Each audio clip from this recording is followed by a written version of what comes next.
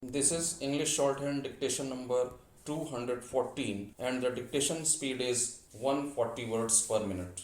Ready? Start. Sir, the Payment of Wages Act, to which the present bill proposes to make certain amendments, was passed in the year 1936. The bill, at the time when it was passed, was recognized as an experimental measure for the simple reason that when the bill was drafted, we did not have before us any model piece of legislation on which we could have modeled the measure which is embodied in this act. We have had now an experience of practically 6 years of this measure, and in the course of the working it has been discovered that the bill suffers from many defects. If I may tell the House, it has been pointed out that there are practically 30 or 40 amendments which it is necessary to make to improve the Payment of Wages Act. The Government of India realizes that at present it has not got the time to devote to all the amendments to the measure which different parties have suggested, and consequently they do not propose to engage themselves upon improving the act and to remove all the defects that have been suggested.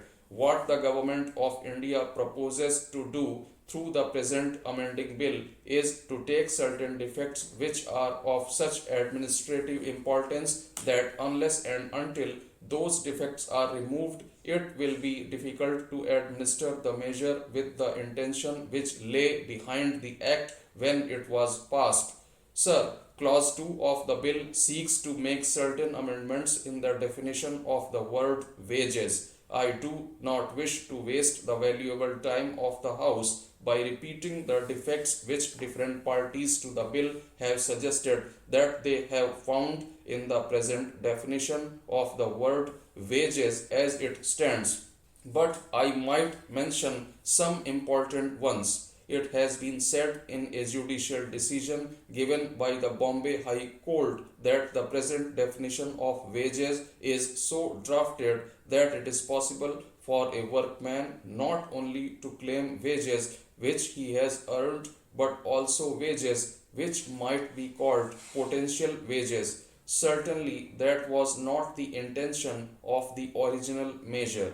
Another defect which has been suggested with regard to this definition is that it allows a workman employed on the out-turn basis to claim wages irrespective of his out-turn. It has been suggested that there is a confusion in the definition which does not quite distinguish the case of a workman employed on a time basis and a workman employed on out-turn basis. It has also been suggested in certain quarters that some of the words which now occur in the definition are superfluous, that they need not be there, and that their presence only causes confusion.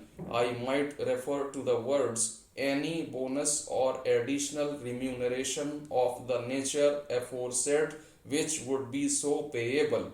It has been suggested to us that these words may not have any meaning other than the one which is already included in the previous part of this definition. It has also been suggested that while the definition of wages was adequate before the system of dearness allowance brought about by the war came into existence, the definition today is inadequate because it is open for an employer to argue that the dearness allowance is not part of wages. Now, the definition that we have suggested in the amending bill seeks to remove all these difficulties. It seems to make the definition simple. I ought to tell the House that I am myself not very confident that the draft as it stands in the amending bill carries out the intention which lies behind this original act. I do not regard the definition which we have proposed as sacrosanct,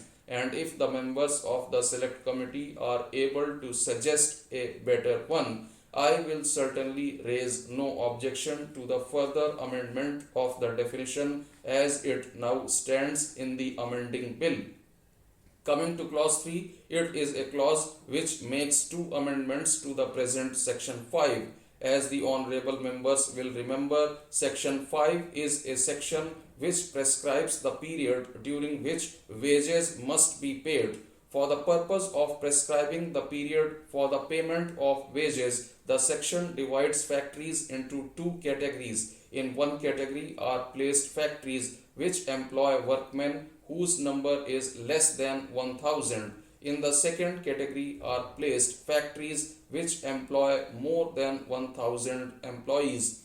After making this division, the section provides that in the factories which come into the first category, payment must be made within 7 days, while in the case of the latter, the limit of the period is prescribed to be 10 days. In actual practice, it has been found difficult to observe the terms of this section, and the reason for that is very simple. The division of the factories is based upon the number of employees. As the House will realize, the number of workmen is never a constant figure, it always changes. For instance, if the number of employees goes down by 1, the category automatically shifts from category number 1 to category number 2.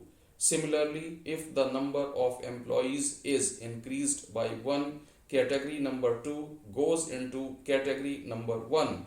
It is believed that this discriminating principle is neither just nor administratively feasible. Consequently, what the amendment seeks to do is to abolish this distinction whereby the factories have been divided into two categories and adopt the general principle that in all factories, irrespective of the number of employees that are working there shall be a uniform rule, namely that the payment must be made within 10 days. The second amendment, which clause 3 seeks to make, is also very necessary. In section 5, provision is made for the payment of an employee who is discharged from service. The section as it stands today provides that the payment to a discharged employee should be on the second working day. Now, sir, if the Payment of Wages Act was only applicable to perennial factories which are working throughout the day, there can be no difficulty arising from the section as it stands now. But in the case of seasonal factories, the difficulty that would arise is absolutely genuine, because supposing an employee was discharged on the last working day of the factory and the factory, being a seasonal factory, was closed down thereafter, then the second working day would come after a long interval, which it would be difficult for anybody to imagine or to stipulate. Consequently, the payment of wages to a discharged employee working in a seasonal factory would be indefinitely postponed if the provision as it now stands was not amended in the way suggested in the bill.